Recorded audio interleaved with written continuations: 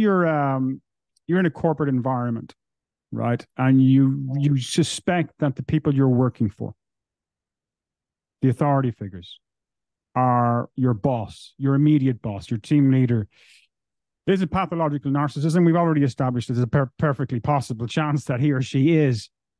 What steps do you take? Are you talking about removing yourself from that situation, from that environment, or how would you deal with that narcissist? How would you deal with that person? Because narcissists impose a shared fantasy in all types of relationships, not only intimate, but in friendships, in the workplace, in church, in the army, you name it. Whenever the narcissist comes across someone who can serve as a source of supply, or someone who can serve as an intimate partner of some kind, the narcissist imposes a shared fantasy. And in the shared fantasy, he is God and you are the worshipper. In the shared fantasy, he's in control and you are coerced. In the shared fantasy. So the principles are identical in all the... So the advice is the same. No contact. No contact is a set of 27 strategies that I designed in 1995. And it's still the best advice there is. The second best advice, if you cannot go no contact, you have children with a narcissist, you can't lose your job for some reason, you can't move away from... So if the second best advice, which is not something I came up with, I regret to say, but it's a great advice, is gray rock. To gray rock means to render yourself uninteresting to the narcissist. A bad source of narcissistic supply because you're stupid. Or you are incapable of curiosity. You're not a worthy adversary. Not a worthy object to be owned. Narcissists don't have adversaries, they're God. What do you mean? What adversaries? They don't have adversaries, they're God. Some contemptible, inferior people may consider themselves to be the narcissist's adversary or enemy, but that's because they're deluded. Had they realized the omnipotence, omniscience, and perfection of the narcissist, they would have never considered themselves his enemies, because to be an enemy, you need to be equal somehow. So not as an enemy, but as a object to be owned. So if you are a rock, so you have to minimize the problem here, Sam, is if you're in a corporate environment, and I have worked in a few, don't attract attention to yourself. Minimize yourself. Hide yourself. I mean, Robert Greene talks about this in the 48 Laws of Power as well, about never upstaging the master. That's essentially is what you're talking about there. You minimize yourself. You're compelled to stay. Yeah. You're forced to stay. No. Yeah. No, my first advice is to disconnect. Resign. Disconnect, Resign, literally. Yeah. Because it can end really bad. It can end really badly and can affect your future career. Narcissists, if they're mortified, narcissists can be narcissistically injured. It's when you challenge, undermine their grandiosity in some way, their self-perception or self-image.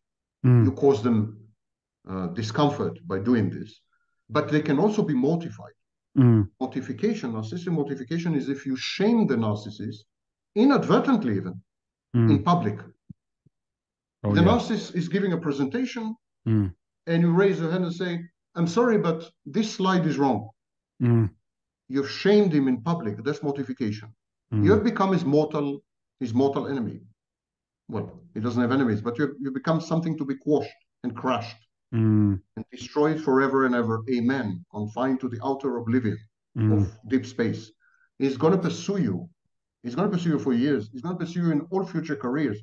Narcissists are exceedingly vindictive when they're exposed to mortification. And this is known as the external solution of mortification. It was first described by Libby, not by me, by Libby.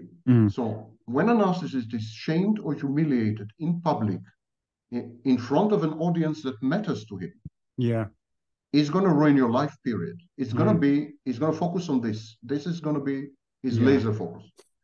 So it could end extremely badly.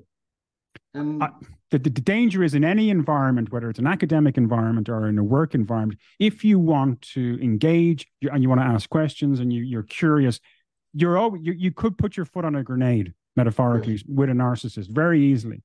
Yes, and unfortunately, the incidence and prevalence of narcissism, pathological narcissism, is increasing. These are studies by Twenge and Campbell. The newer generations, people under the age of 25, under the age of 30 by now, they're much more narcissistic. They're 5 times more narcissistic. Do you think social media is fueling narcissism? Do you think? No, I think it's the opposite. Social media caters to narcissism. Okay. I think social media is a reaction to narcissistic needs. Yeah. But I think the restructuring of society enhances or rewards narcissism. For example, people are now self-sufficient. Technology rendered them self-sufficient. Technology is also some kind of womb, matrix, if you wish, because technology is all-encompassing, all-engulfing, all-pervasive, the internet of everything. And technology provides instant solutions, and in this sense, technology is omnipotent, is omniscient, it's like God, is godlike. So if you own technology, if you control technology, remember co-idealization. If you own technology, then you are as good as technology. And if technology is godlike, then you're godlike. That's why everyone and his dog nowadays is an expert about everything. People argue with medical doctors and with professors and with why? Because they have access to Wikipedia. So well, they say a little knowledge is a dangerous thing, right? Sorry? A little knowledge is a dangerous thing. There's the classic phrase in English language. A little knowledge is a dangerous thing because it gives the purveyor of that knowledge a feeling of power. Yes, I think there is a phenomenon that I call malignant egalitarianism. Malignant egalitarianism, we're all equal. We're all equal by virtue to possessing access to the same resources. So you can surf the Wikipedia, I can surf Wikipedia, we're equal. And so people would not hesitate to argue with me about diagnosis that I invented. And they would tell me that I don't understand the diagnosis. And I better watch this and this. He knows better or she knows better. And that's the diagnosis that I invented. And so technology empowers people in the wrong sense and renders them more narcissistic. That's for sure. But I think technology was a reaction to the rising tide of narcissism. And we're going to see more and more and more and more narcissistic technologies because narcissism is a vicious cycle, vicious circle. It is self-generating, self-assembling, and self-empowering.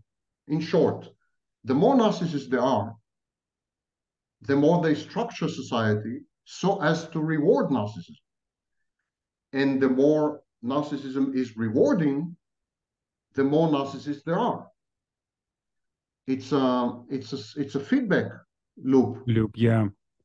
Self-reinforcing feedback. Do you know in July 2016, New Scientist, which is a science magazine in the United Kingdom, as you know, New Scientist came up with a cover story. July 2016. And the cover story said, parents, teach your children to be narcissists.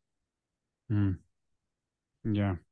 Hello, everyone. That's a short clip from an episode with Professor Sam Vaknin, where we talk about everything to do with narcissism. If you want to watch the full episode, it should be right about here. And the subscribe button should be right about somewhere down here. A big shout out and a big thanks to everybody that has subscribed so far. I really appreciate each and every one of you. Have a great Christmas, Happy New Year, and I'll see you all in January. Thank you so much.